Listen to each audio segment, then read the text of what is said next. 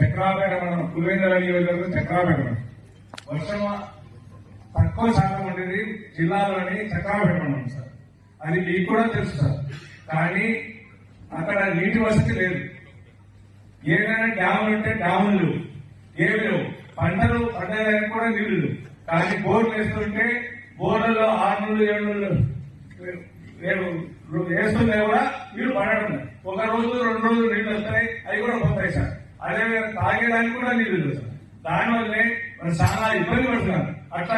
అట్లా మండలాన్ని కరువు మండలంగా ప్రకటించాల్సిందిగా మేము కోరుకుంటున్నాం సార్.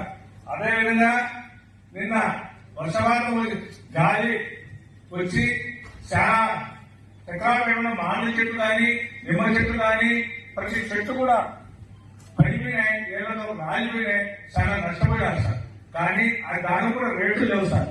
ఒక బెంగళూరు కాయలు కేజీ వచ్చి 10 రూపాయలు సార్.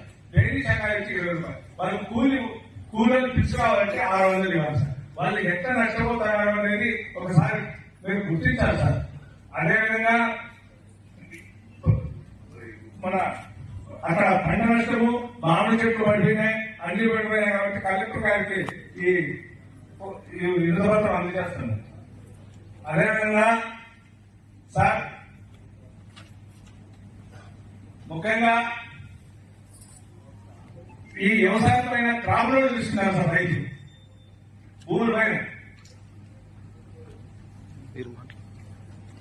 భూముల పైన రైతులు బ్యాంకులో లోన్ తీసుకున్నారు సార్.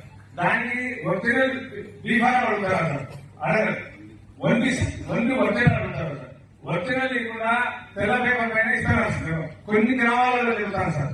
అప్పుడు ఏమైందంటే తెల్ల పేపర్లు ఇచ్చినప్పుడు రెన్యూల్ ఏమో చేస్తున్నారు సార్ బ్యాంకు వాళ్ళు. కానీ ఆ బ్యాంకులో ఇచ్చిన డబ్బు అమౌంట్ పెంచారు సార్. వైట్ పేపర్ ఇచ్చిన వాళ్ళు చాలా ఇబ్బంది. అదే ఒరిజినల్ పేపర్ ఇస్తే 1 లక్ష